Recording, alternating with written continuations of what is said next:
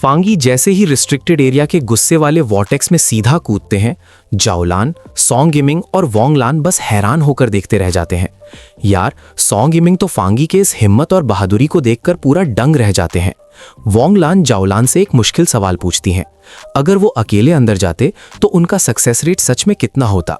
जाओलान एक कड़ी थोड़ी दुखी स्माइल देती हैं और मानती हैं कि वो एल्डर वू की पक्की सक्सेसर बनने वाली थी, लेकिन जब से वो सीलर फांगी आए हैं उनको दूसरे नंबर पे रहना मंजूर करना पड़ा है। सॉन्ग यिमिंग और वोंगलान हैरान होकर एक दूसरे को देखते हैं, क्योंकि उनकी इतनी घमंडी और जबरदस्त लीडर से ये बात सुनकर उनको शौक लगता है।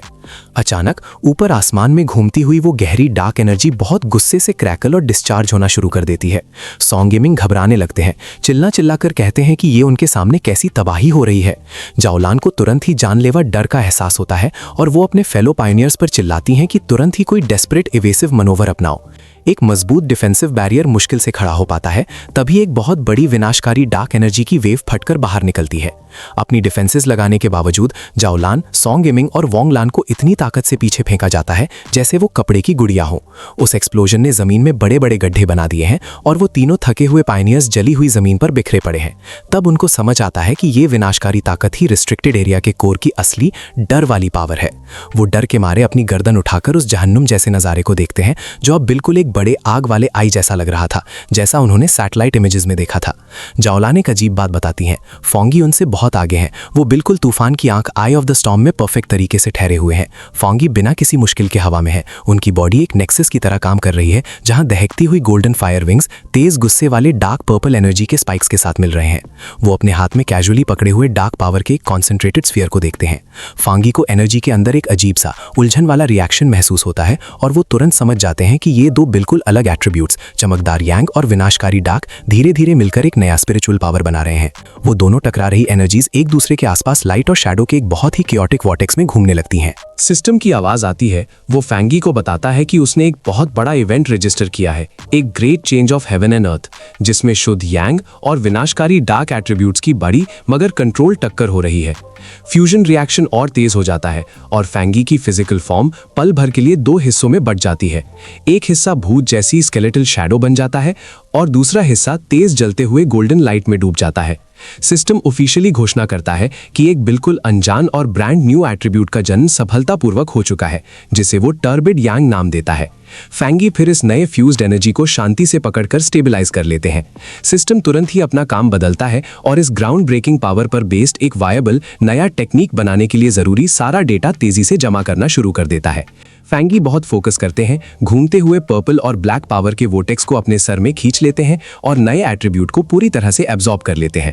उस पल उनकी आंखें चलती हैं, एक तेज ब्लाइंडिंग व्हाइट लाइट से चमकने लगती हैं।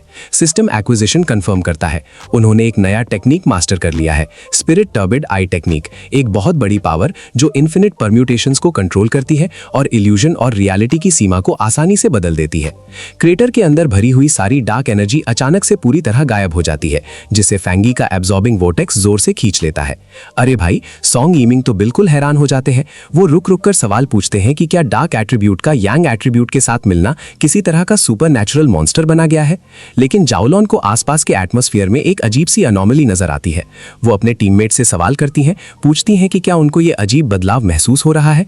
सबको एक साथ एहसास होता है कि ये नया स्पिरिचुअल पावर देखने में डरावना लगता है, लेकिन डार्क एट्रीब्यूट से होने वाला वो घबराहट और शुरुआती डर पूरी तरह से खत्म हो चुका है। वोंगलान जोश में बोलती हैं कि उन्हें तुरंत ही इस शुद्ध एनर्जी का इस्तेमाल करके कल्टीवेशन शुरू कर देना चाहिए। जाओलान तुरंत मान जाती हैं और वो तीनों पायोनियर्स जल्दी से अपने प्रोटेक्टिव स्फीयर्स के अंदर मेडिटेशन में बैठ जाते हैं। इस पावरफुल हाई ग्रेड एनर्जी का छोटा सा हिस्सा भी एब्जॉर्ब करने के लिए उत्सुक है। उधर रिस्ट्रिक्टेड जोन के बाहर मिलिट्री ऑब्जर्वर सेंसर रीडिंग से पूरी तरह कंफ्यूज है। पहले जो अनस्टेबल बड़े एनर्जी सिग्नेचर्स थे वो अब बहुत ज्यादा स्टेबलाइज हो चुके हैं, लेकिन कंट्री बी के इंट्रूडर्स के खास सिग्नल्स बिना किसी निशान के गायब हो गए हैं।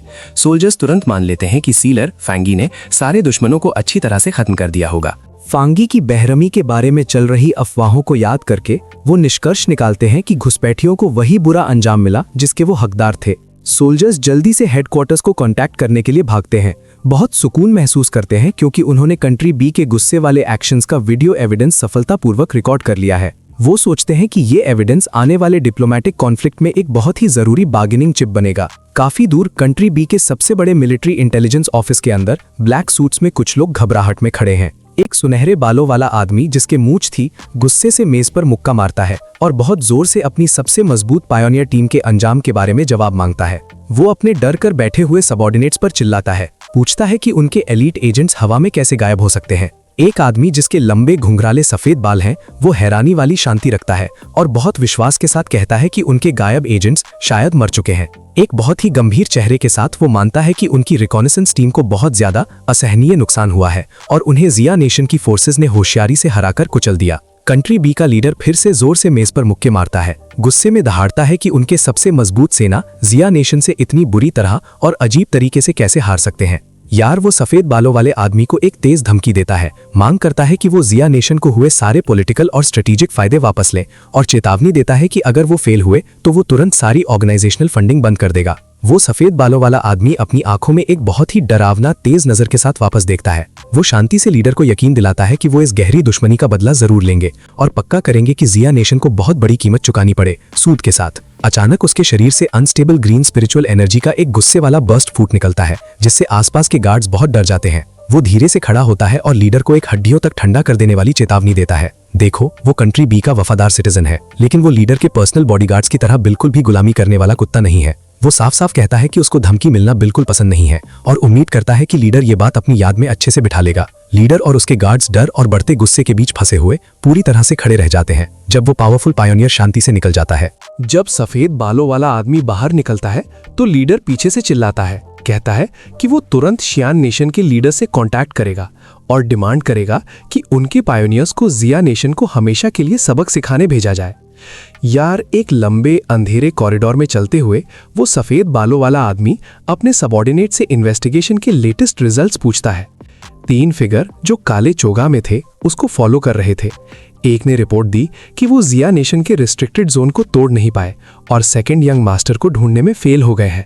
सबॉर्डिनेट ने समझाया कि टारगेट की बॉडी में लगाया गया खास ट्रैकिंग इंस्ट्रूमेंट शायद टूट गया है, लेकिन वो ये भी नहीं कह सकते कि क्या बहुत बड़े एनर्जी फ्लक्चुएशंस की वजह से कोई मेजर इंटरफेरेंस तो नहीं हो रही है। ये बर्बाद कर देने वाली खबर सुनकर सफेद बालों वाले आदमी के चेहरे पर साफ गुस्सा और नफरत दिखी। उसको एहसास हुआ कि उसका नुकसान सच में हो चुका है और उसने खूनी इरादे से कसम खाई कि शियान नेशन को इस गलती की कीमत जरूर चुकानी पड़ेगी। उसी वक्त फैंग ही रिस्ट्रिक्टेड एरिया के बिल्कुल बीच में शानदार तरीके से हवा में तैर रहा था। सिस्टम ने उसकी नई खास एबिलिटी स्पिरिट टर्बिडाई टेक्निक की पूरी टेक्निकल डिटेल्स दी और कंफर्म किया कि ये एक बहुत पावरफुल इल्यूजन आर्ट है। ये किसी भी जीता जागते प्राणी को जबरदस्ती एक ऐसी प्राइवेट दुनिया में खींच सकती है जहां सिर्फ बेहिसाब मायूसी होगी। अरे भाई, सिस्टम ने यह भी बताया कि सबसे डर वाली बात यह है कि फैंग यी को दुश्मनों को हमेशा के लिए ऐसे हेलुसिनेशंस में फंसाने के लिए अपनी फिजिकल बॉडी को हिलाने की भी जरूरत नहीं है जब तक कि वो मर नहीं जाते। हमारा एमसी फैंग ही जमीन पर उतरता है और सोचता है कि ये जबरदस्त डार्क पावर कंट्रोल करने में इतनी आसान क्यों लग रही है, जैसे कोई शक हो। लेकिन जैसे ही उसके जूते जमीन से टकराए, उसके कोर में एक तेज जला देने वाला दर्द उठा और उसको पैरालाइज कर दिया, क्योंकि उसकी नई एनर्जी कंट्रोल से बाहर होकर घूमने लगी। फैंगी घुटने पर गिर गया, खास रहा था क्योंकि वो इस बर्बाद करने वाली ताकत को दबाने की कोशिश में अपनी फिजिकल लिमिट्स को पार कर रहा था। अपने मुंह से नए खून का निशान साफ करते हुए फैंगी ने देखा कि ये नया डार्क एट्रीब्यूट कितना जालिम और हावी होने वाला है। एक तेज गहरा पर्पल ऑरा उसको घेर लेता है, जिससे कंफर्म होता है कि भले ही उसने एक बिल्कुल नई पावर बनाई हो, फाउंडेशनल एनर्जी उसको बहुत बुरी तरह से बैकलैश दे रही है। इतना ज्यादा दर्द होने के बावजूद भी फैंगी के चेहरे पर एक अजीब और खुशी वाली मुस्कान फैल गई। यार, उसको ये पूरी मुश्किल बहुत इंटरेस्टिंग लगी और उसने माना कि कितना वक्त हो गया जब उसको इतनी मुश्किल चीज से लड़ना पड़ा हो। उसी बीच कंट्री बी पायनियर लीग के बहुत सिक्योरिटी वाले मीटिंग रूम में जो मेंबर्स बच गए थे, वो अपनी बड़ी गलती पर घबराहट में बात कर रहे थे। एक शॉक्ड मेंबर ये समझ ही नहीं पा रहा था कि उनका, जिसको वो अल्टीमेट वेपन मानते थे, उसको सी नेशन की फौज ने पूरी तरह से कैसे खत्म कर दिया।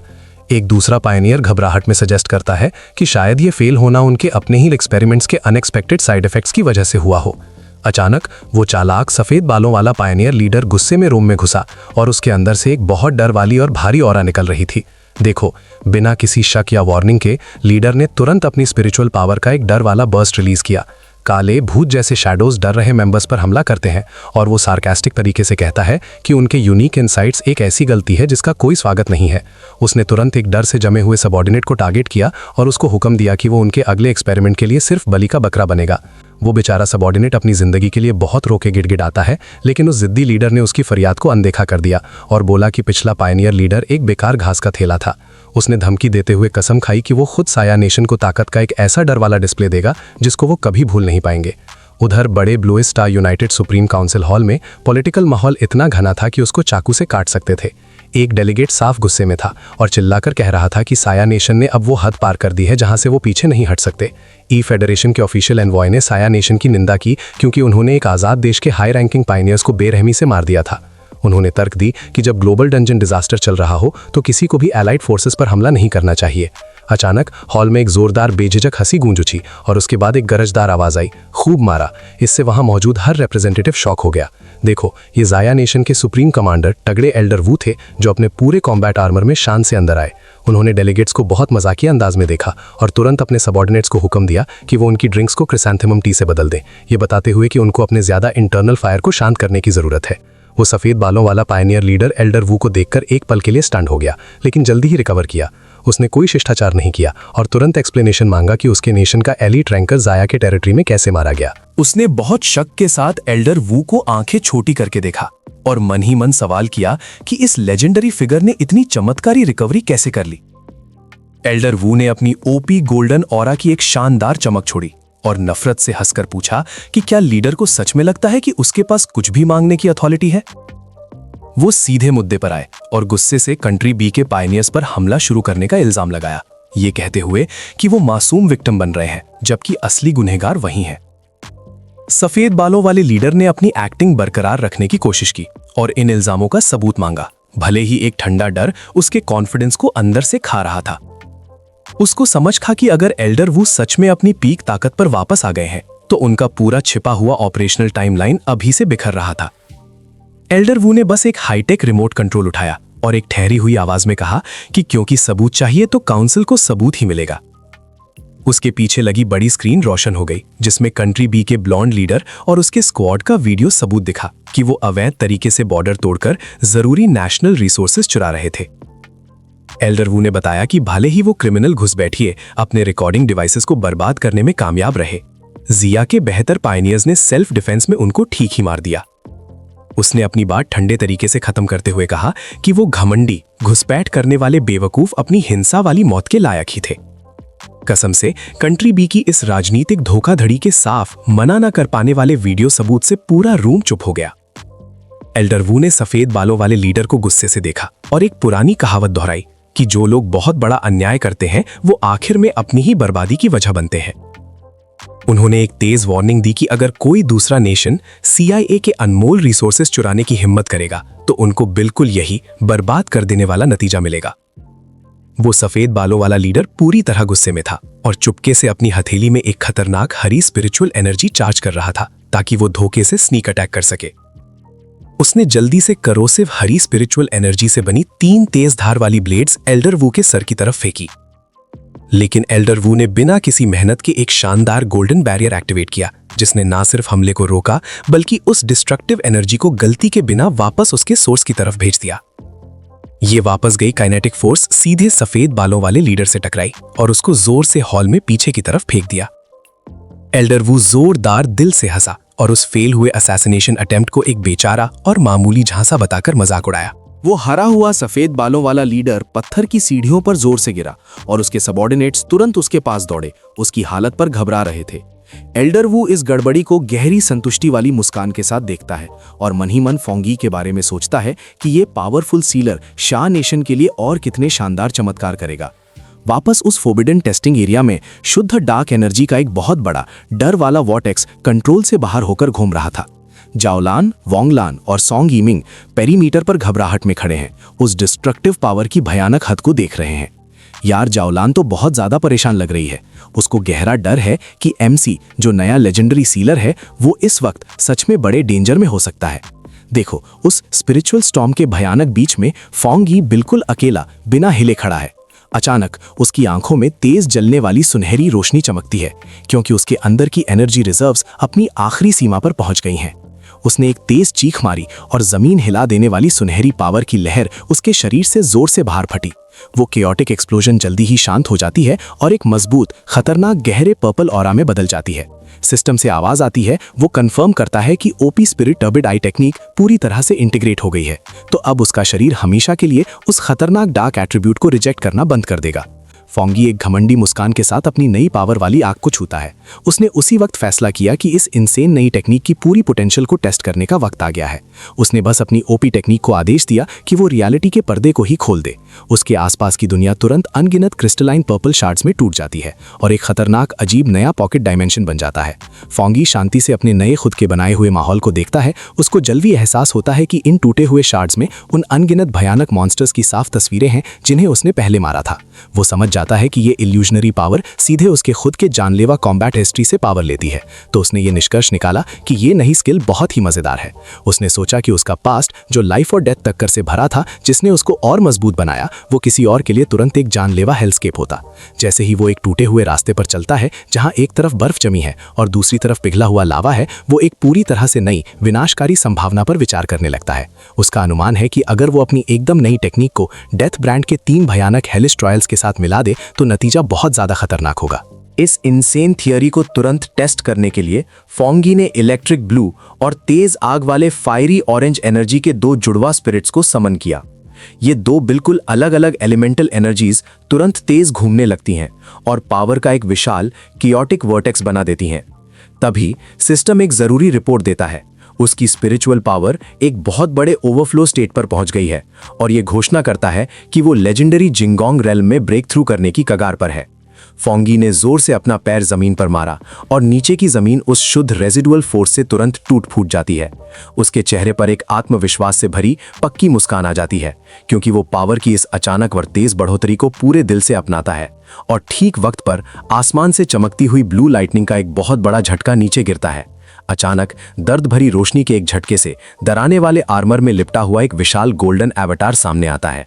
अरे भाई, अपना फोंगी जरा भी नहीं डरता। वो तुरंत ऊपर आसमान की तरफ उछलता है और सीधे उस विशाल दुश्मन की तरफ चार्ज करता है।